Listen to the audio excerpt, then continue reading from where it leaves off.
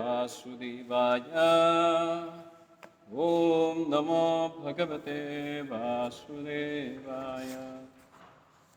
ॐ नमो भगवते वासुदेवाय। नारायणं नमस्कृत्यं नरं चैव नरोत्तमं देवीं सरस्वतीं व्यासां ततो जयमुदीरयेत्। नष्टप्रायेषु अभद्रेषु नित्यं भागवत सेवया भगवती उत्तमश्लोके भक्तिर्भवति नैष्ठिकी। कृष्णाय वासुदेवाय देवकीनन्दनाय च नन्दगोपकुमाराय गोविन्दाय नमो नमः। नमो नलिननेत्राय वेणुवाद्यविनोदिने राधाधरसुधापानशालिने वनमालिने महाभावस्वरूपास्त्वं कृष्णप्रियवरीयसी प्रेमभक्ते प्रददेवी श्रीराधिका त्वं नमोऽस्तुते। Hare Krishna. So we'll continue our readings from Srimad Bhagavatam, Canto 4, Chapter 22, Prithu Maharaja's meeting with the Kumaras. In previous verses, we have already discussed but how Prithu Maharaj, being the emperor of this world, he asked very genuine question to Sanat Kumar, the great sages who are in the renounced order of life. He asked them that, what is the process by which we can attain the ultimate goal of our life? And that ultimate goal of our life is service to their Lordship. And while explaining that, Sanat Kumar, the eldest of 4 Kumaras, he explained the most important thing that being a human being, we should know about what is the real purpose of our life. To know that, we should know ourselves first, who we are, what is our identity, from where we have come, where we are going to go. If someone ponders on that, then he is progressing in his spiritual life. To understand our position as a part and parcel of the Lord, and because we have forgotten the Lord, we got entangled in this material world. And to get rid of this entanglement, one has to invoke or revoke his own identification. And for that, he need to associate with the devotees who has that spiritual knowledge.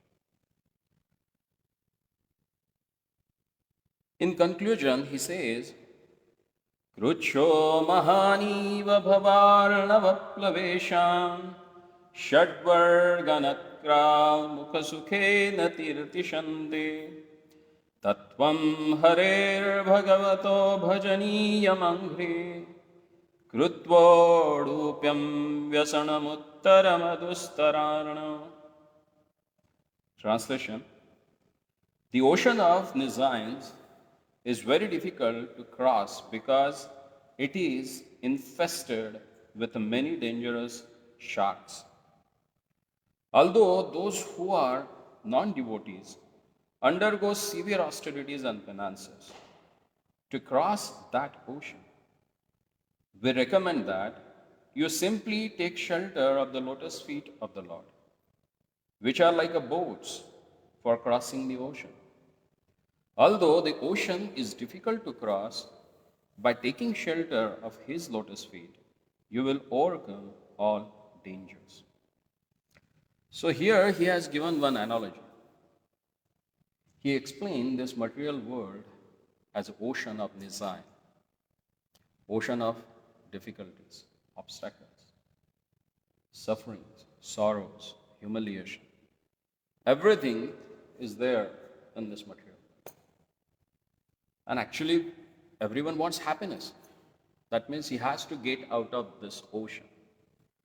But here he says it's not that easy to get out of this material world or to give away all the so-called attachments of this world.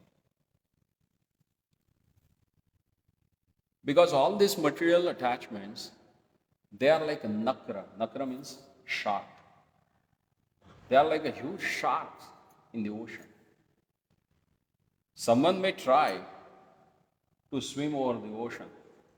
There are some people who have Guinness Book World Record that they try to travel or cross one ocean from one continent to another continent by swimming.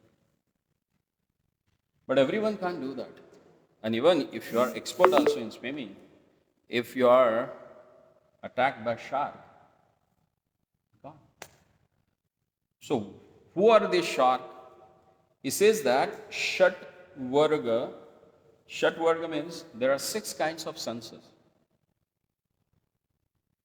Those senses are like a shark because they draw you towards sense gratification, including mind. Manashasthani indriyani prakriti sthani karshanti. With these 6 senses, if you try yourself to cross over this ocean, you want to get out of this material world by your own endeavor, he says you can do it, but it's very troublesome. As explained in Bhagavad Gita, in 12th chapter, Lord says, Klesho adhikaras tesham. It's very klesha. Klesha means it's very painful. You may try karma yoga, you may try jnana yoga, you may try ashtanga, dhyana yoga. But it is klesha daha. It gives you klesha. It gives you more material endeavor and pain. Then what is the easiest way? If you want to cross ocean, better to take a boat. So in this verse, he is explaining what is that boat.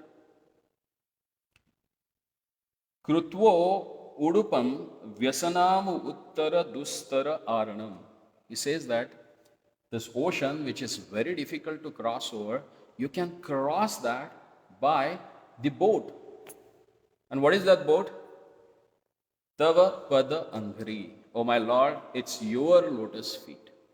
If I take shelter at your lotus feet, which are like a plava, which are like a boat, they will cross me over this material ocean. So rather than endeavoring yourself with your senses, with your mind, which is highly impossible, and you try to cross over the ocean, it really takes millions of lifetimes. So easiest way is to take shelter at the lotus feet of Lord. In the 11th canto of Srimad Bhagavatam, in one of the purports, Sripad Vishwanath Chakravarti Thakur, he is one of the Gaudiya scholars or Acharya. He writes down that my Lord is so magnanimous. Whoever takes shelter at his lotus feet, he grabs them and takes them up and put them on his chest. He loves them. As like if your small kid comes to you, what do? Immediately you pick that kid and you embrace him, hug him near the chest. So whoever takes shelter at the lotus feet of the Lord, Lord gives them a big hug and he keeps them on his chest. So which is the best way? To sit in Himalaya in some remote cave and meditate on, or just take shelter at the lotus feet of Lord and render devotional service? Which is the best way? Rather than paining our body, enduring so much of klesha, better to take up devotional service. And devotional service is very easy to perform. That's why it is said that susukham karatum avyame. It is the one which is very happily one can practice, and easily he can practice and elevate himself from the material world to spiritual world.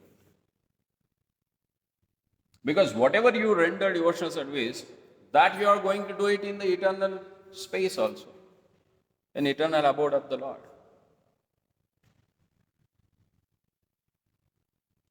And that's why this Bhagavata Vidhi, the procedure which has explained in Srimad Bhagavatam, is considered most important thing that one can adopt. And there is no restriction of caste, creed, nationality, white, pink, yellow, black, whatever skin you may have, wherever you birth you may have taken, it never matters.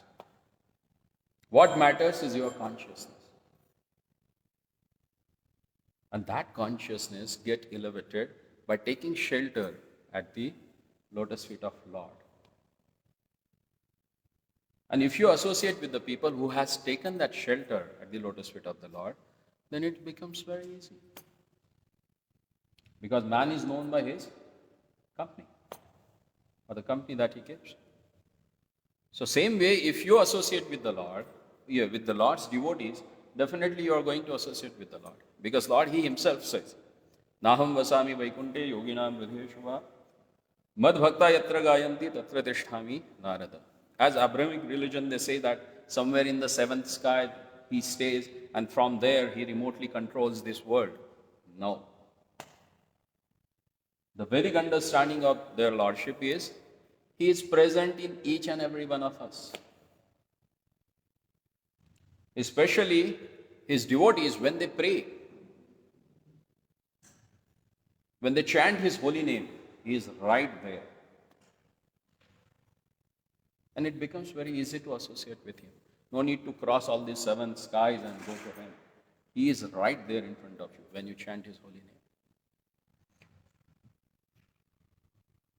That's why all the cultures, all the religions in the world, the common thing you can find, chanting the holy name of Lord. Because that is the only one path or process that has given for this particular age of a Kali, where you can chant the name of Lord. And that's what he says here. Tattvam harer bhagavato bhajaniva idam angrim. Tattva means the absolute truth. If you really want to understand the absolute truth, then what you have to do? Harer bhagavato bhajaniyat angrim. You should bhaja. Bhaja means render service at His lotus feet.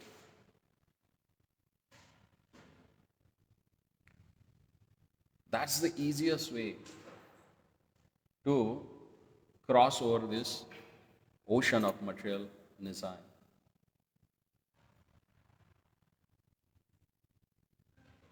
Sripad Shankaracharya, who came 1,000 years back, he wrote many books. He offered many prayers. In one of his prayers to Lakshmi Narasimha, which is known as a Narasimha Karavalambam Stotra, where he prays their Lordship. Please put your hand on my head and bless me so that I can cross over this ocean of material existence. There he says, Samsara Sagara Nimajjana Muyyamana. If you see ocean, there are innumerable waves. They are coming and going, especially on high tide and low tide. You can see that. So same way in our life, which is full of troubles, like a waves. They come. How many of you have an experience of ocean waves? How many of you got slap of ocean waves? Okay, 1, 2, 3, 4, 5. Almost all. What that does, the wave comes, okay? And then it pulls you inside and gives big slap. And if you look cautiously in your life, you will see the situation they come, they grab us inside and give us on big slap. That's what's happening. But we never correlate this, because we don't have time.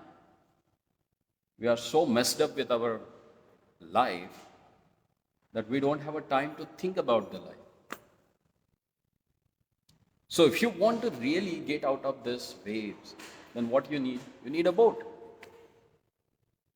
And that boat is, he says, It's your lotus feet. If I take shelter at your lotus feet, then I can cross over all these turbulent waves of material existence. Then he says, Sansara Sagara Nakra Graha Vigrahasya.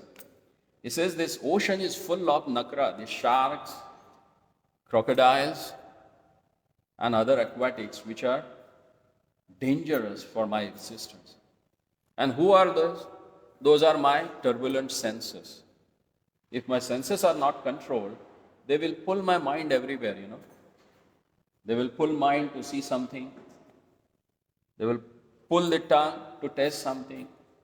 They will pull the skin to have some nice touch, If senses are not controlled, they will pull your mind here and there. That's why in Kathopanishad they have given a very wonderful analogy of a chariot and charioteer and chariot driver. This body is considered as a chariot, which has 10 horses. 5 which are subtle and 5 are gross. Like karmendriyas and gyanendriyas, the knowledge acquiring senses and working senses. And both this, they are just pulling this chariot, this body, to enjoy in this material world. And who controls that horses? A charioteer or chariot driver. Who is that chariot driver? Intelligence.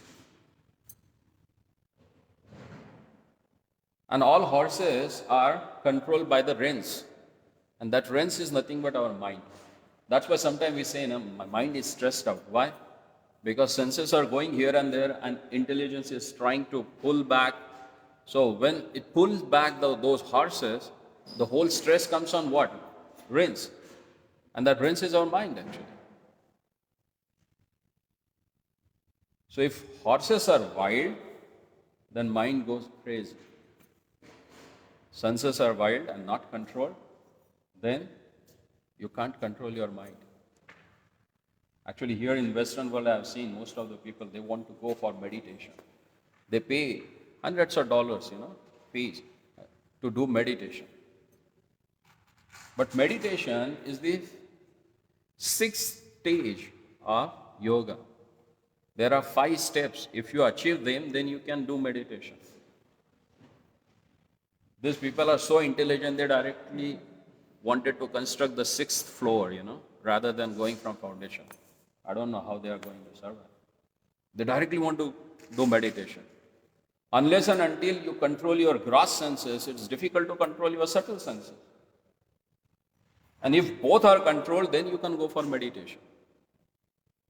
And considering that, because in the age of Kali, everyone has a very short span of a life. So it's difficult in that short span of a life to achieve all these 5 stages and go for the meditation. That's why the simplest way has given mantra meditation. Mantra. The mantra means manatrayati itisa, which delivers your mind. That is mantra. And if you chant that, the chanting will control all your senses, subtle and gross. And that mantra meditation will help.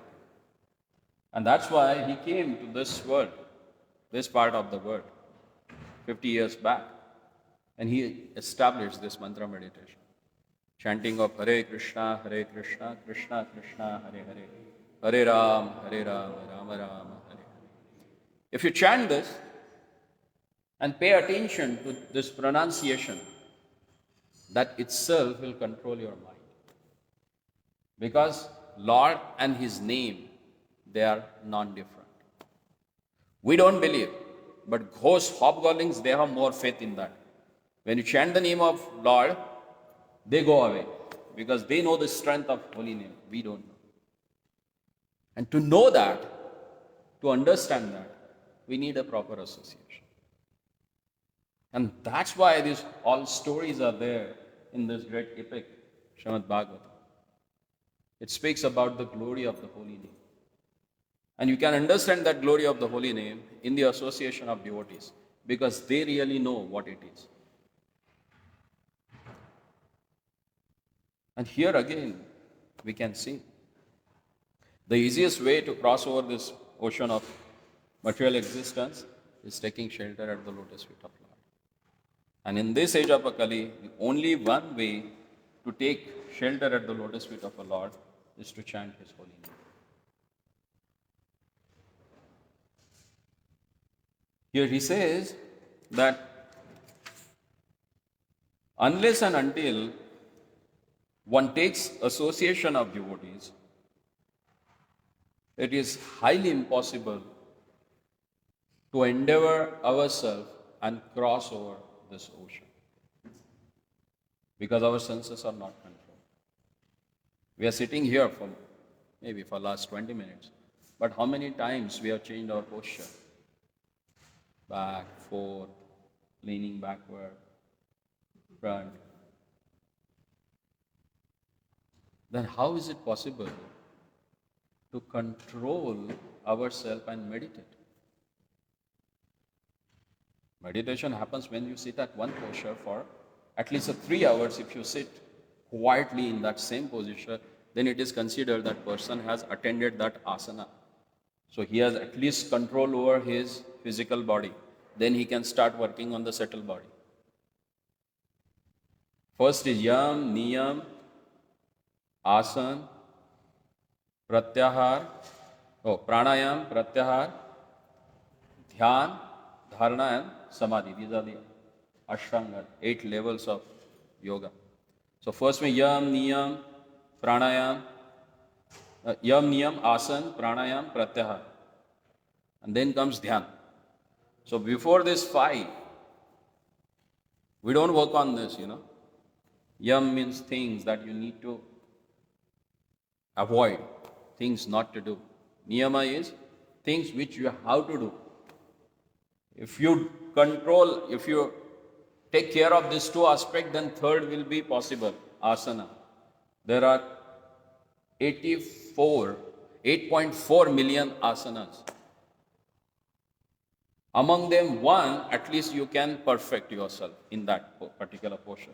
Whether it is Sukhasan, Padmasan, Virasan, Bhujangasan, whichever is possible for you. If you are able to sit in that particular asana, at least for 2 muhurtas. 1 muhurta means 1.5 hours. So 2 muhurtas is like 3 hours. So if you are able to do that, asana, then comes pranayama. Then if your gross body is controlled, then you can start working on the subtle body. Subtle body is mind, intelligence and ego. So mind is placed in our body in the airs. There are 5 main airs, prana, apan, vyan, saman, udan. And there are 5 subtle airs. So including those 5 subtle and gross, there are 10. There are 10 airs in our body. So doing pranayama, you can control all those airs. Like someone who has mastered over the vyana. Vyana is the air in our body. No, samana. Samana is the air in the body which helps you to maintain your temperature according to the outside environment. That's why you can see there are some people who stays in Himalayas without any clothes and they don't feel cold because they have control over that particular prana or vayu, air in our body, so they can control the temperature. Like that there are 10, So if you control them, then the next stage happens, that is pratyahar. Pratyahar means never gets agitated by any object of senses. Anything comes in front of them, they never get allured by that. If that happens, then comes dhyana, that is meditation. Here, since morning to evening they need something to drink, they eat some obnoxious food, and they think that they have controlled their senses and they can go for meditation. Cheaters and cheated. There are cheaters Because there are people who want to get cheated. They are cheating themselves by practicing so-called yoga. Because it is highly impossible for this age of Kali. And that's why very a simple method is given. If you really want to take shelter of their Lordship in this particular era, then just chant His holy name. That's why in Bible it's also said, hallow thy name of Lord with thy soul, with thy heart.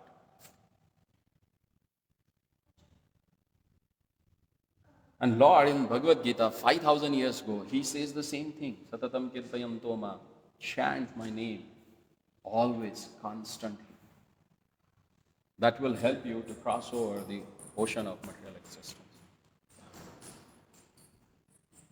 So these are the essence of Bhagavatam. Because what you have to remember at the time of death is none other than the name of Lord. If you remember Him, you will go to Him. So let's chant together the holy name of Lord. Hare Krishna, Krishna Krishna, Hare Hare, Hare Rama, Rama Rama, Hare Hare. Sri Krishna Chandra Bhagavan ki, Shri Radha Govinda Dev Bhagavan ki.